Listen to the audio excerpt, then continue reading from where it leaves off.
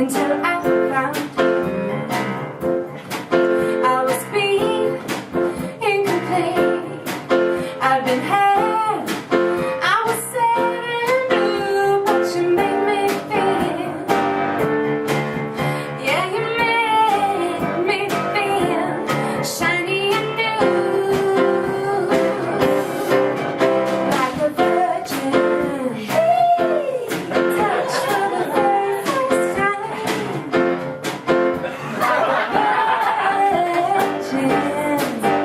When your heart beats next to mine, I give you all my love, boy.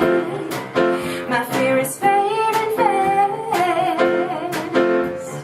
I've been saving it all for you, 'cause only love can last.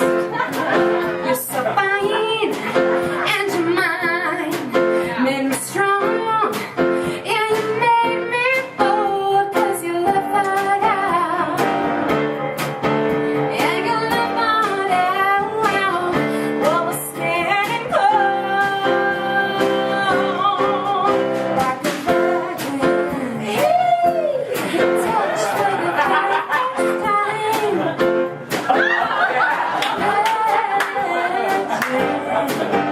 When your heart beats next to mine.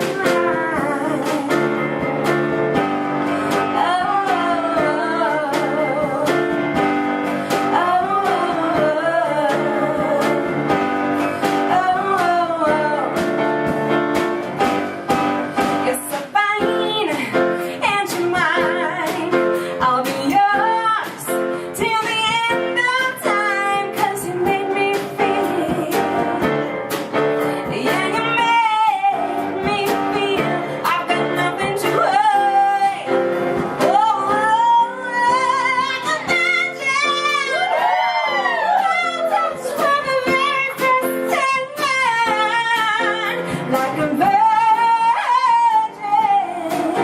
When your heart beats next to mine, like a virgin. Oh, like a virgin.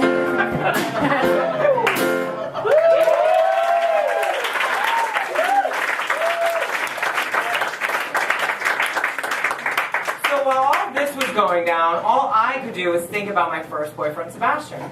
He was scared of having sex because while we were dating, he was a virgin as well. One time, in an attempt to loosen him up, we bought 3 dildos in hopes that he would finally be able to have sex like adults. A big one, a medium-sized one, and a small one, just to test the waters. In an effort to keep the mood light, I decided to name the dildos. The biggest one was Angela Channing, the matriarch of Falcon Crest. She always meant business, so I figured she was the most obvious name for the biggest dildo. The middle-sized one was Maggie Channing. She was pleasant to be around, but if you pissed her off, she would go batshit crazy on a bitch. The smallest one I decided to name Lance Cumson. He was Angela's grandson and basically did whatever she told him to. I found that plastic penises are more fun when you name them after characters on 1980s primetime soaps. As I was having a first awkward sexual experience with Mickey, all I could do was think that this was all Sebastian's fault. If he had just fucked me like a boyfriend was supposed to, none of this would have taken place. The sex with Mickey wasn't bad. It was certainly a hell of a lot better than having Lorenzo Lamas up my ass. After Thanksgiving break, no one gets the fucking 80s reference. I do. After he was a renegade!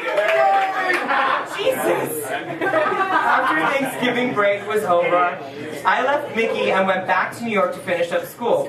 I knew it would be impossible to maintain a relationship with him because he lived in D.C. and I lived in New York. Besides, my mother always said, 2 blondes don't make a right. Or something like that. Mickey did, however, tell me that whenever I was horny, I could text message him the word sexy pants and we could have phone sex. He is still to this day the only man I've ever met who knows how to communicate like an adult. A few weeks later, I went back. Again, are you guys like... Is this being like preempted for like live air or something? My studio audience is like... There's drinks involved down here. A few weeks later, I went back to DC. Shut the fuck up. A few weeks later, I went back to DC for Christmas and stopped at my father's office first. When I got there, my father was in a meeting, so I waited for him in the lobby. I fingered through a Highlights magazine and enjoyed the vocal prowess of Miss Dionne Warwick as I waited. My father always had the best music playing in his lobby, and this visit was certainly no exception. After humming the entirety of the theme from the Valley of the Dolls, I saw my father approach the lobby with a man who looked like he may or may not have been inside of me weeks earlier. "Mark!" my father yelled as I got up to greet him. "Do you know Mickey?" he asked as Mickey came from behind him to shake my hand. I must have had that look that people get when they find out they're adopted. I was horrified. "Hello, Mickey," I said as I reached out to shake his hand. Mickey has been a client of mine for years. You know kids with their terrible driving habits and drug charges. I looked at Mickey awkwardly and my father continued, "Did you know that he went to JCC summer camp with your sisters?" I did not. "I did not know that you went to JCC summer camp with Kimmy and Jamie. That is fascinating," I said. "He got into a little accident a few months ago and I was just helping him with some paperwork. We've known him for so long, it's like he's almost like my son." Wait a second. Did I just have sex with my own brother? With my family, anything is possible. Mickey and I exchanged pleasantries, acted like we didn't know each other, and he quickly left my father's office. My father and I then proceeded to catch up, and as we were walking out of the office doors, I received a text message that read, "Sexy pants."